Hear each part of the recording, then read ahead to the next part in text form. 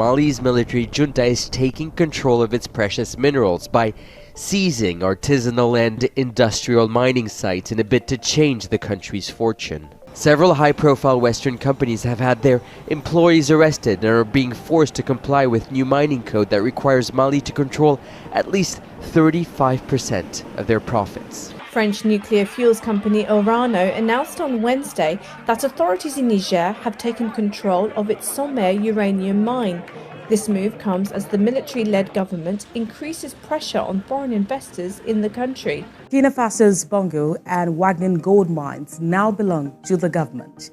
Until Tuesday, the 27th of August 2024, the Bongo and Wagner gold mines were owned by an African mining company. For decades, international mining companies have taken the lion's share of Africa's natural resources. African countries have often been left with the crumbs borne by laws and diplomacy that limit their power to negotiate better deals. Let's take Ghana for instance. The royalty rate on mineral production is just 5% of gross revenue for large-scale mining companies under the Minerals and Mining Act 2006. While this brings some revenue, many argue it's far from what the country deserves for its rich resources. But in the Sahel region, things are changing. This area is rich in gold, uranium, and other valuable minerals. And it has become the center of both struggle between international mining companies and the military governments now in power. Since 2020, military regimes have taken over Mali, Niger, and Burkina Faso.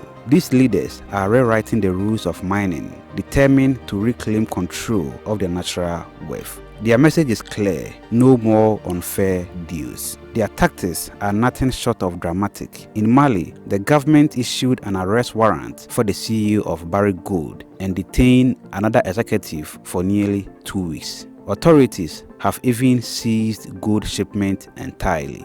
A Malian judge in Bamako believes Barrick owes far more, $5.5 billion in unpaid taxes. Now Bristow faces an arrest warrant by a Malian court who accuses him of money laundering and Barrick of failing to respect the mining laws. One of the things about the military government in Mali is that it has started promoting a resource nationalism drive. Having resolved the security sector reforms, so to speak, pushing out French forces and other foreign forces in favor of partners that they would prefer, including Russia, they're now moving towards a sector that is a big political stake in terms of the public, but also a bigger economic stake. In Niger, the government stripped French company Orano of its right to one of the largest uranium mines in the world, stating that these resources now belongs to the state.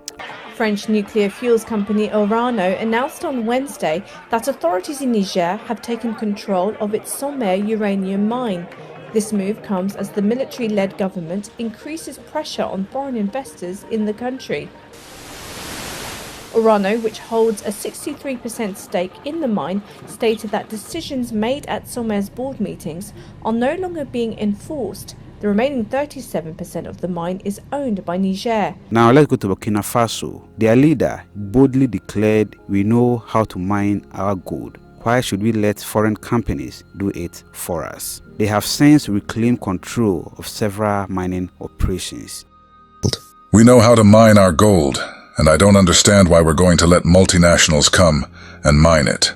In fact, we are going to withdraw mining permits. Burkina Faso's Bongo and Wagner gold mines now belong to the government. Until Tuesday, the 27th of August 2024, the Bongo and Wagner gold mines were owned by an African mining company. However, Ouagadougou has agreed a deal to nationalize the mines for around $80 million.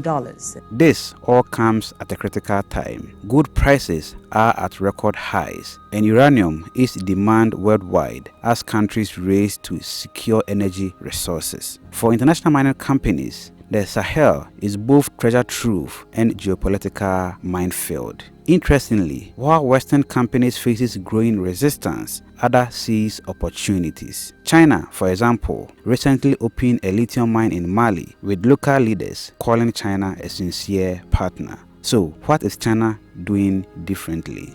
This battle isn't just about money, it's about sovereignty.